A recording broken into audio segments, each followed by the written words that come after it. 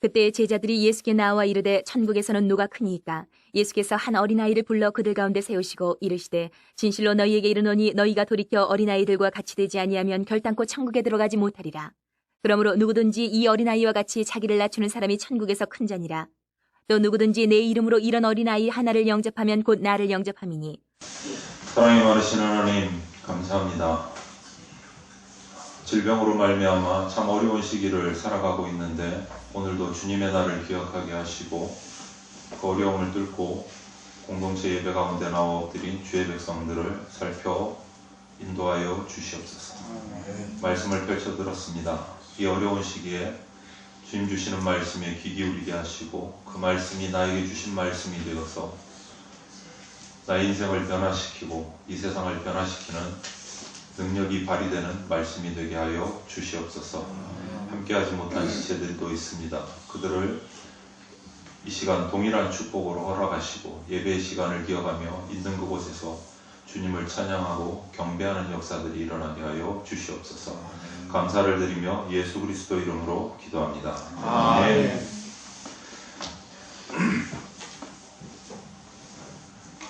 마스크는 쓰셔도 됩니다. 예, 쓰셔도 됩니다.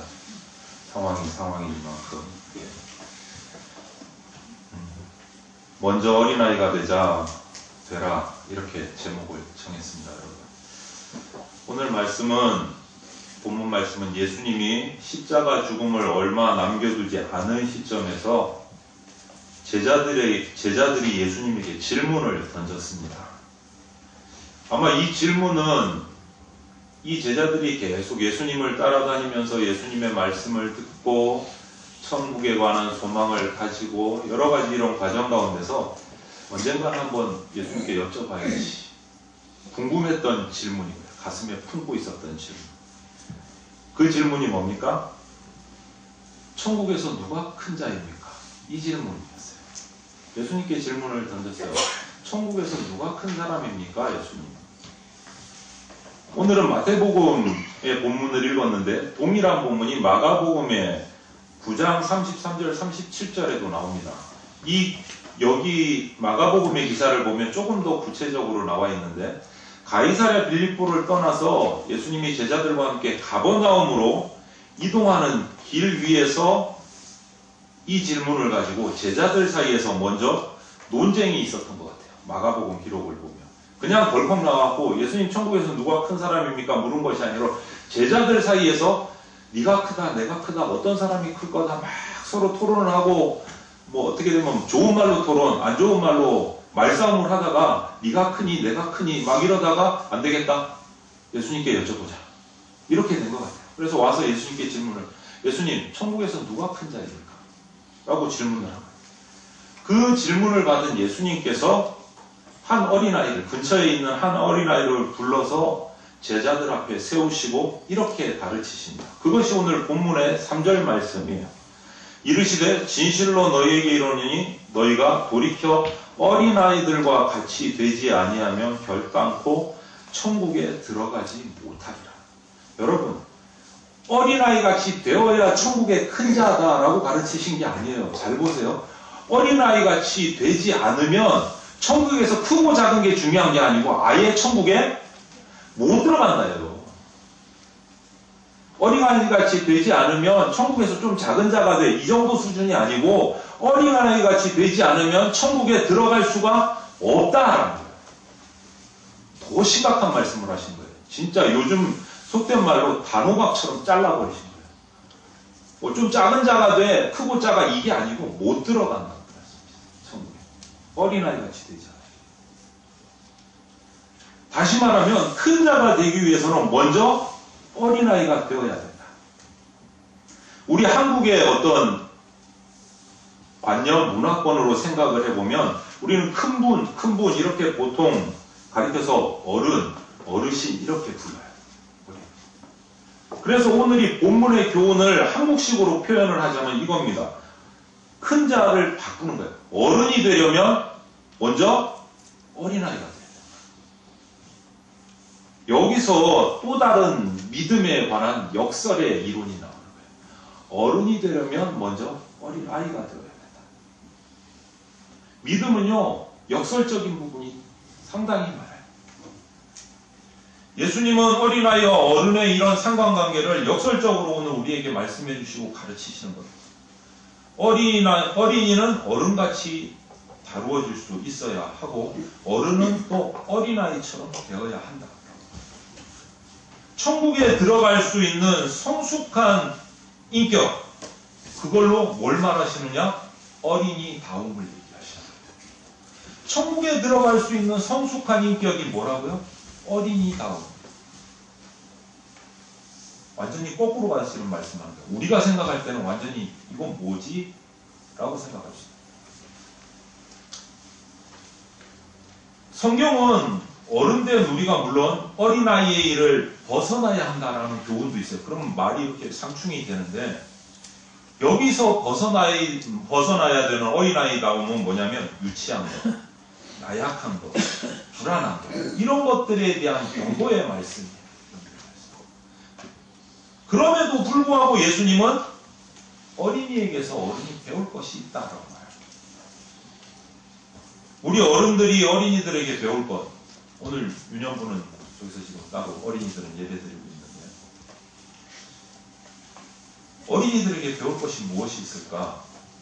천국 백성의 본격적인 인격적인 본질을 형성하는 것이 어린이다움이라고 말씀하셨는데, 그러면 도대체 우리 어른된 우리가 천국 백성으로서 배워야 할 어린이다움은 뭘까? 오늘 그것을 우리가 이 말씀에서 뽑아서 기억하시고 익혀야 됩니다. 어린이다움. 그 첫 번째가 뭐냐면, 여러분 어린이에 관해서 생각을 해보세요. 어떤 것이 우리하고 다를까? 먼저 신뢰성을 배워야 합니다. 신뢰성. 어린이를 어른과 비교할 때 가장 확 드러나는 게 있어요. 어린이와 어른의 차이. 그게 뭐냐? 신뢰성일 겁니다. 어린아이들은요, 잘 믿어요. 정말 잘 믿어요. 그것과 반대로 어른들은 정말 잘 안 믿는 건지 못 믿는 건지 하여간 못 믿어요. 우리 어른들이 어린이들에게 가장 많이, 부모들이 자기 자녀들에게 해주는 주의하는 말이 뭡니까? 모르는 사람 말 절대로 듣지 말아라. 이게 말 바꾸면 뭐예요? 사람 믿지 마. 이렇게 안 그렇게 가르치시는 분 손 들어보세요. 부모님 중에. 오늘 신혼부부도 오셨어요. 저 부부들을 위해서 나오면 어떻게 가르치지? 나는 내 자녀들에게 사람을 믿으라고 가르쳤다. 아니, 절대 믿지 말라고 가르쳤다. 어느 쪽이세요, 여러분? 웃는 게 믿지 말라는 쪽에 막 웃음을 지으시네요. 그쪽인 것 같아요. 여러분, 우리 어른들이 가장 자녀들에게 주의 주는 말이 사람 다 믿지 마라. 이 가르치는 부모들, 우리 어른 세대는 일반적으로 자기가 살아온 인생 가운데 사람으로 말미암아 상처받았던 일, 배신당한 일, 이런 자기 인생의 경험 때문에 세상을 믿지 못하고 사람을 믿지 못해요. 그것이 자녀들에게까지 그 영향력이 흘러가요. 사람을 믿지 못해요. 결과적으로 이렇게 믿지 못하는 것으로 말미암아 누구까지도 못 믿어요? 하나님도 잘 못 믿어요. 몸에 빼어 있어요. 믿지 못하는 것들이. 하나님을 신뢰하는 것도 어렵게 돼요. 자기도 모르고. 그러나 성경을 보면은 여러분, 믿음이 없이는 결코 구원받을 수도, 천국에 들어갈 수도 없다라고 못을 쾅 박아서 말씀하세요. 믿음이 없이는 구원도 못 받고 천국도 못 들어가요. 그런데 우리 어른들은 잘 못 믿어요. 그렇다면 우리는 세상 또는 세상 사람들에게 상처를 받더라도 다시 믿는 법을 어떻게 해야 됩니까? 배워야 돼요.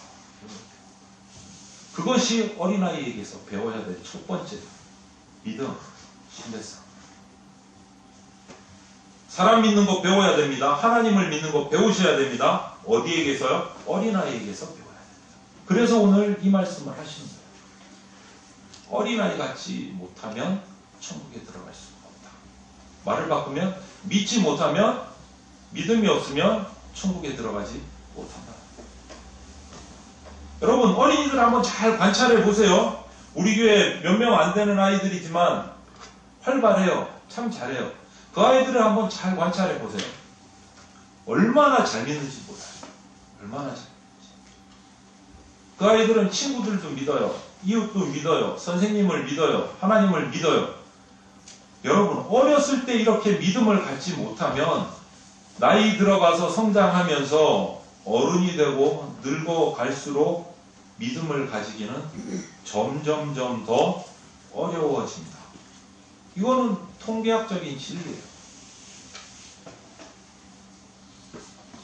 우리 인생이 결코 믿지 못할 어떤 배신의 경험으로 막 가득 차 있어서 상처가 많은 거 누구나 다 있어요. 크고 작은 그런 상처들이 있어요. 그렇다고 여러분 산 가운데서 믿음을 포기해버리면 나는 안 돼. 배신을 너무 많이 당해가지고 도저히 믿을 수가 없어. 그래서 그 믿음을 포기해버리면 여러분의 인생 어떻게 됩니까? 믿음을 포기하면 내 인생 어떻게 되는 겁니까? 결코 창조적인 인생을 살아갈 수가 없어요. 믿음을 포기하면. 여러분 보세요. 과학자가 자신이 하고 있는 실험이나 탐구의 결과를 믿지 못한다 연구하면서도 그 결과가 좋게 나오겠습니까? 자기도 못 믿는 실험 어떻게? 사업가가 자기가 착수한 어떤 사업의 결과를 바라보고 달려가야 되는데 그것도 될까 안 될까 하면서 달려가고 오락가락한다면 그 사업이 진척이 있겠습니까? 안 되는 거예요. 믿음이 없는 거예요. 정치가가 자기가 당선이 되는 것을 믿지 못하면 앞으로 나가서 뭔가 할 일을 계획할 수 있겠습니까? 없겠습니까? 못해요. 당선된다고 믿고 나가는 거예요. 교육가가 자기 교육을 통해서 내 제자들이 인생이 바뀌고 삶이 바뀌고 학문의 진보가 일어나서 세상 가운데 정말 필요한 인물이 될까? 이런 믿음 가지지 않으면 어떻게 뭘 가르치겠어요? 어떻게 뭘 가르치겠어요? 의사가 진료하면서 이 사람은 내가 고쳐도 안 될 거야. 똑바른 진료가 되겠습니까? 똑바른 진료가 되겠습니까? 목사가 자기가 맡은 장년을, 청년을, 유년부를, 청소년들을 가르치고 기도하면서 내가 백날 기도해봐야 얘는 안 돼. 이러면서 가르치면 변화가 일어나겠습니까? 안 되는 거죠. 믿음이 없으면 창의적인 인생이 어떤 성장이 있을 수가 없는 거예요. 있을 수가 없는 거예요. 인생을 살아가는데 믿음이라는 거 절대적인 겁니다. 절대적인. 네. 믿음 없이 아무것도 못해요. 아무것도 못해요. 하나님과의 관계의 기초도 믿음이에요. 믿음은 절대적인 기초고 본질적으로 필요한 요소예요. 그것을 포기해서는 안 되는 거예요. 믿음. 여러분 잘 아시죠? 제가 우리 대전교회 와서 처음 한 시리즈 설교 중에 히브리서 11장을 설교한 적이 있어요. 믿음장이에요. 11장 6절에 이런 말씀이 있습니다. 믿음이 없이는 하나님을 기쁘시게 하지 못하나니 하나님께 나아가는 자는 반드시 그가 계신 것과 또한 그가 자기를 찾는 자들에게 상 주시는 이심을 믿어야 할지니라. 상도 하나님께 나아가는 것도 하나님을 기쁘시게 하는 것도 기초가 뭐라고요? 믿음이에요.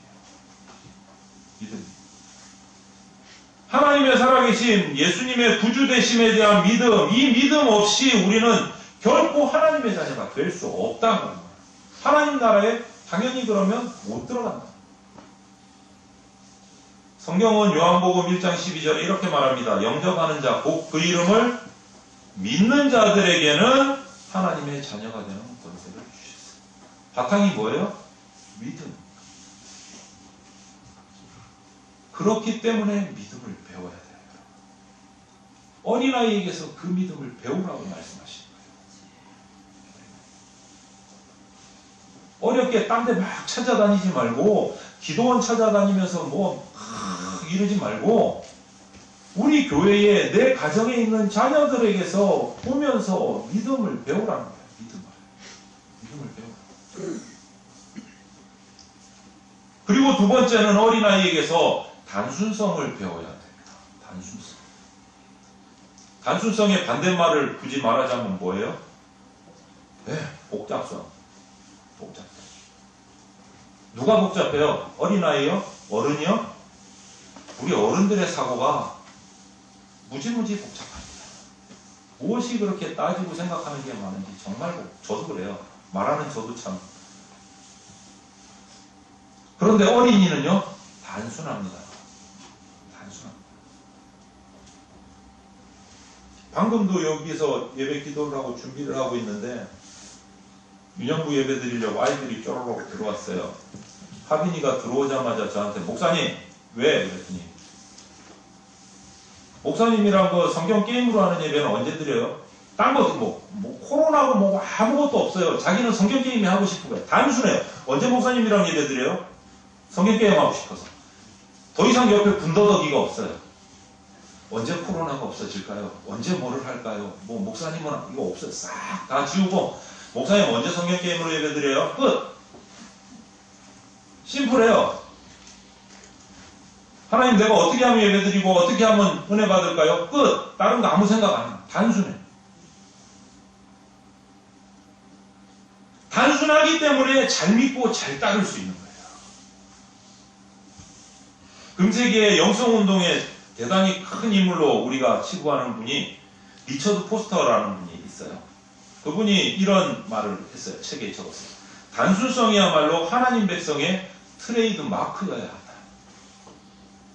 그리스도인이 가장 내세울 수 있는 첫 번째가 뭐다? 단순해야 된다. 이 말입니다. 단순해. 그러면서 그 뒤에 그 단순성은 두 가지로 얘기할 수 있다. 라고 말하면서 이렇게 말했습니다. 솔직함과 만족함이다. 이렇게 말했습니다. 단순성을 설명하는데 솔직함, 만족함. 이렇게 말했습니다. 신앙은 단순해야 되는데 신앙은 그 단순성을 두 가지로 말하면 솔직해야 되고 만족성이 있어요. 먼저 단순성의 솔직함. 단순한 사람은요, 투명해요. 거짓말할 줄 모릅니다. 왜? 마음이 투명하기 때문에 꾸밀 생각을 못해요. 꾸밀 생각을 못해요. 금방 우리 어린아이 얘기한 것처럼 목사님 힘드시죠? 말 한마디 하려고. 목사님 힘드시죠? 건강하시죠? 언제쯤 우리가 예배 드릴 수 있을까요? 이건 누구 버전이에요? 어른 버전. 복잡해요. 목사님, 우리 언제 성경게임 예배 드릴 수 있어요? 끝! 심플해요. 거짓말할 게 없어요. 자기 마음을 그대로 표현하는 거예요. 참말하는 것보다 거짓말하는 게 훨씬 더 어렵습니다, 여러분. 그렇죠? 많이 해보셔서 알잖아요. 반응이 없으시네요. 저만 거짓말을 해요. 저만? 거짓말하려면 앞뒤 다 맞춰야 되고 시나리오 짜야 되고 한 군데라도 삐뚤어지면 거짓말이 들통나니까 머리가 어떻게 돼요? 복잡해져요. 거짓말하는 사람의 생각은요, 복잡합니다. 여러 가지 계산을 해야 돼요. 그걸 진짜처럼 보이게 해요. 그런데 어린아이가 솔직할 수 있는 것은요, 계산하지 않기 때문에 솔직한 거예요. 계산하지 않기. 손익계산을 일일이 확인해서 예수님을 따를 수 있을 것 같아요, 여러분. 어떠세요? 아니요. 계산하면 주일 예배 못 나옵니다. 일주일의 삶 가운데서 하나님 생각할 틈이 없어요. 손익계산 따시면. 예수님을 따랐던 12명의 제자들의 특성을 보면 공통된 특성이 하나 있어요. 그게 뭔 줄 아십니까? 단순했어요. 12제자들을 부르실 때 여러분 손익계산하고 예수님 따라간 제자 보셨어요? 사복음서를 보세요. 예수님이 제자들을 부를 때 나를 따르라 그러니까 갑자기 일하다 말고 그물 내려놓고 배 내려놓고 짐 내려놓고 바로 따라가요. 와, 저게 되는 거야? 그거 너무 심한 거 아니야? 할 정도로 단순해요. 그리고 솔직해요. 여러분, 이런 단순함이 세상을 감동시켜요. 이런 단순함. 지금 코로나19 때문에 고생할 때 감동하는 게 뭐였습니까? 여러분 뉴스에서? 대구에 폭발적으로 일어났을 때 의사협회장이 뉴스에 그러더라고요. 대구에 의료인이 부족합니다. 도와주십시오. 그 한마디 말에 전국에서 자기 병원 문을 닫고 대구로 뛰어간 의사들과 간호사들이 수없이 많았어요. 계산했을까요?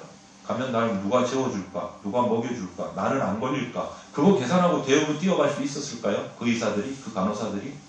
단순해요. 그것이 사람을 감동시켜요. 신앙적 통일이에요. 또 한 가지 단순성의 다른 표현은 만족함이에요. 단순한 사람은 단순한 것 때문에 행복해요. 만족해요. 그 만족은 항상 현재에 만족해요. 10년 후, 20년 후 미래를 생각하면서 그때는 잘 될까? 그럼 지금 현재도 만족을 못해. 걱정하다. 미래를 걱정한다. 여러분 어린아이들을 보세요. 별것 아닌 것 가지고 정말 좋아하고 기뻐합니다. 지난주에 밑에 교육관에서 서건이가 누군가 갖다 놓은 장난감이 있었어요. 이렇게 유선으로 된 트럭이 이렇게 조그마한 가는 거예요. 처음에 눌렀을 때 안 가. 이게 안 움직여. 고장났나 보다. 그래. 좀 몇 번 누르다가 갑자기 트럭이 집 가는 거예요. 와! 움직인다. 그거 가지고 계속 노는 거예요. 그게 행복한 거예요. 만족한 거예요. 만족한 거예요. 단순해요. 뒤로는 안 갔고 고장나고 앞으로만 가. 그래도 좋아. 서건이는 계속 앞으로만 가는 거예요. 왜요? 바보 같으세요? 단순한 거예요. 거기서 만족하는 거예요. 그게 믿음이에요. 그거를 예수님께서는 어린아이에게서 어른이 배우라고 말씀하시는 거예요. 유치한 게 아니고 배우라고. 만족함을 배우라고 해요. 만족함. 누가 어린아이들에게, 우리 자녀들에게 비쌀수록 좋다. 장난감은 이렇게 가르쳤어요. 누가 가르쳤어요? 아이들이 비싸서 만족해요? 장난감? 누가 가르친 거예요, 그거? 누가 1,000원짜리 2장보다 10,000원짜리 1장이 좋은 거라고 가르쳤어요? 우리잖아요. 10,000원짜리 줬다가 모르는 아이한테 1,000원짜리 2장 주면 받을까요? 안 받을까요? 바꿀까요? 안 바꿀까요? 바꿔요. 2장이 많거든, 자기들. 1장보다 2장. 제 아들이 그랬어요. 옛날에 어렸을 때. 단순해요. 그것을 배우라는 거예요. 그것을 잘못 가르치지 말고 어른이 배우라는 거예요. 그 만족함을 배우라는 거예요, 여러분. 그게 믿음이라는 거예요. 아이들은요, 작은 것 하나도 장난감이고 거기서 만족하고 거기에 빠져서 어쩔 줄 모르고 행복해요. 지나치게 결과 중심적이고 목적지향적인 오늘날 우리의 가치관. 그것이 우리를 행복하면서 만족하면서 떠나게 돼요.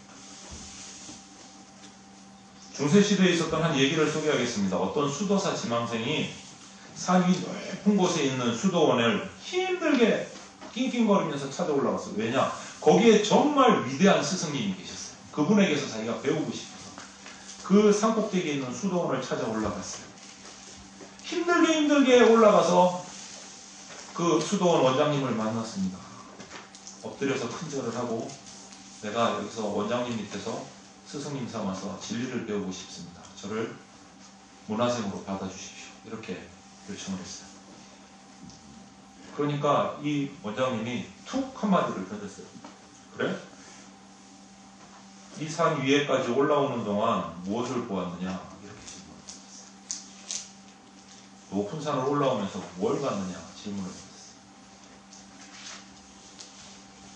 이 친구가 수도원 찾아서 산 높이까지 꼬불꼬불 올라오느라고 아무것도 볼 틈이 없고 보지도 못했습니다. 이렇게 대답을 했어요. 그러자 이 수도 원장님이 이렇게 말했습니다.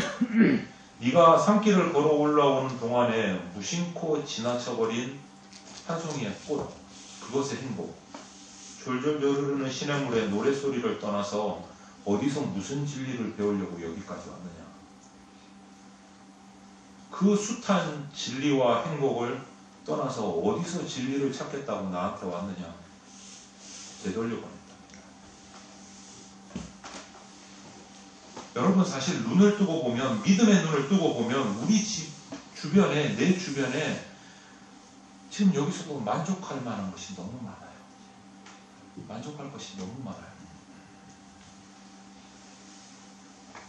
바이러스 때문에 힘들고 무섭고 두려우시죠?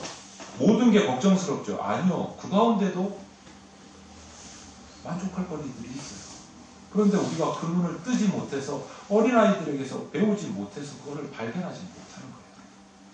단순함이 없어서 우리가 솔직함과 만족함이 없어서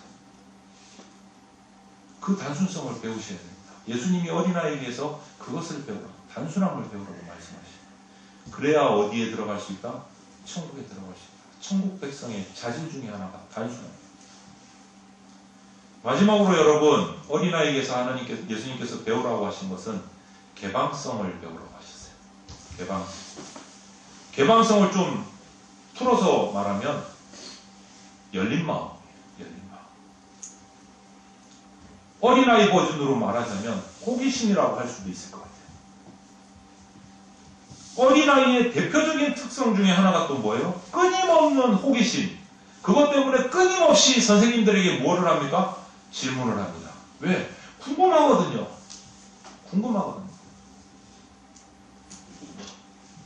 열린 마음의 반대는 뭡니까, 여러분?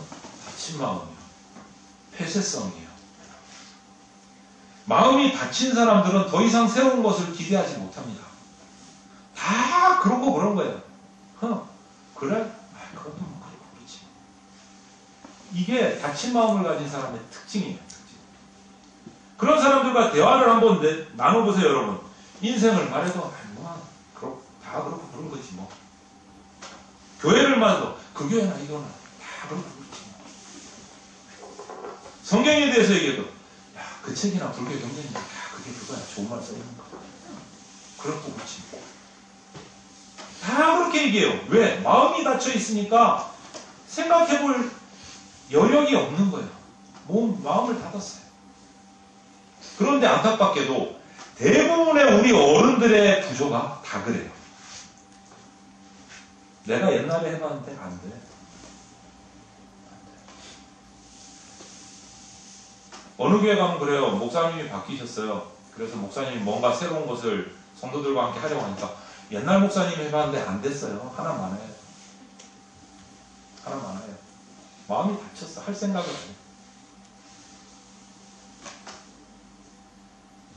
여러분, 그런데 어린이들을 유심히 관찰해 보세요. 닫힌 사람은 꿈이 없어요. 발전이 없어요. 호기심이 없어요. 그런데 어린아이들을 관찰을 해보세요. 모든 게 다 새로워요. 가지고 놀던 그 반쯤 고장난 트럭 장난감이 내일 되면 더 재밌게 보이는 거예요. 일어나자마자 그거 찾아요, 아이들은. 일어나자마자. 나에게 물었던 그 어린아이가 다음 주일에 오면 목사님 또 성경 게임 언제 할 수 있어? 또 물어봐요. 백발백중이에요. 제가 여태껏 한 3-4번 질문을 받았거든요. 예배 시간이 바뀐 이후로 줄어든 이유. 끊임없이 궁금해요. 끊임없이 탐구해요. 하나님도 더 알고 싶어요. 하나님이 만든 세상도, 하나님이 만드신 사람들도 더 알고 싶어요. 하나님이 예비하신 천국 어떤 곳인지 너무너무 궁금해해요. 여러분, 이게 천국 백성의 특징이 돼야 되는 거잖아요. 그리스도인의 특징이 돼야 되는 거잖아요. 그런데 어린아이들에게 그 열린 마음이 있다는 거예요. 그 호기심이 있다는 거예요. 그거 배우라고 말씀하십니다. 그런데 오늘 본문에 등장하는 예수님의 제자들은 보세요. 호기심이 발동하기는 했는데 본질적인 것들에 대한 호기심은 다 없어지고 비본질적인 것, 그거 가지고 논쟁하고 있는 거예요. 이들의 생각은 천국이 어떤 곳일까 이런 호기심이 아니고 천국에 들어가면 누가 꼭 자기들 자동으로 들어가는 것처럼 완전히 착각하고 천국에 들어가면 거기서 네가 높은 자리에 앉을까 내가 높은 자리에 앉을까 이거 생각하고 있는 거예요. 누가 넣어준대요? 완전히 혼자서 김치국 먼저 마시는 거잖아요. 제자들끼리. 세상이 가르쳐준 세속적인 관심의 모든 생각이 딱 고정이 되어 있어서 천국에 대한 경이로움을 깨닫지도 궁금하지도 못한 거예요. 그래서 예수님은 진정한 어른이 되려면 먼저 어린아이가 되어야 된다라고 가르치십니다. 회개하고 어린아이의 마음을 가져야 한다고 가르치신 거예요. 이 열린 마음, 개방성이야말로 우리를 젊게 하는 비결이에요. 비결. 오늘 아침에 제가 우리 네이버에 인터넷 카페 생긴 거 아시죠? 이거 하고 나면 요거는 또 궁금해 하실 것 같아서 제가 글을 올렸어요. 유대인 랍비 시드니 그린버그라는 분이 정신적인 청년과 노인의 차이를 자기 글에 이렇게 적었어요. 제가 읽어드릴게요. 나는 어느 쪽에 속하는지 잘 한번, 제가 안 물을게요. 이렇게 손가락으로 한번 이렇게 체크를 해보세요. 나는 노인일까 청년일까 정신적으로. 우리가 사람을 믿는다면 청년이다. 벌써부터 걸리네. 그러나 사람들을 의심으로만 대한다면 우리는 노인이다. 우리가 받기보다 주고자 한다면 청년이다. 그러나 받기만을 기대한다면 우리는 노인이다. 우리가 새로운 아이디어를 찾고 있다면 청년이다. 그러나 만일 우리가 예로부터 존재한 편견에만 사로잡혀 있다면 우리는 노인이다. 우리가 아직도 성공을 위하여 꿈꾸고 일하고 있다면 청년이다.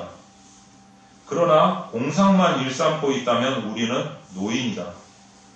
우리가 매력적인 사람이 되려고 노력한다면 청년이다. 그러나 더 이상 아름다움에 관심이 없다면 우리는 노인이다. 우리가 아직도 행복을 추구한다면 청년이다. 그러나 대가를 지불하려 하지 않고 행복을 찾는다면 우리는 노인이다. 우리가 사랑을 주고받을 줄 안다면 청년이다. 그러나 사랑받기만을 기대한다면 우리는 노인이다. 우리가 모든 것은 나의 성실에 달려있다고 믿고 아직도 열심히 노력하고 있다면 청년이다.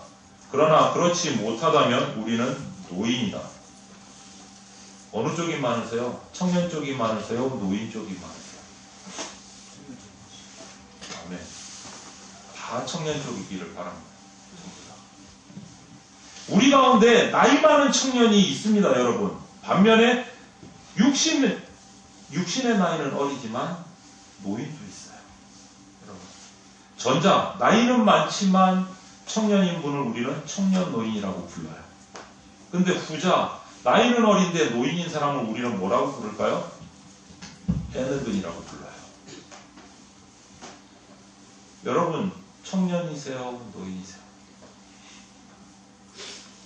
저는 우리 모두가 이런 열린 마음, 개방성을 지닌 어린아이의 마음으로 혹은 청년의 마음으로 살아가는 모습을 보고 싶습니다. 우리 대전장로교회가 청년교회가 되기를 바라요. 어린아이 교회가 되기를 바라요. 이 열린 마음, 개방성이라는 것은 창조성의 원천이에요, 여러분. 그리고 열린 마음으로 창조할 수 있는 인생은 아직도 가능성이 있어요. 무한하게. 그 열린 마음을 가진 자들이 우리 대전장로교회에 한둘 늘어나서 가득 차면 우리 대전교회는 아직도 무한한 가능성이 있어요.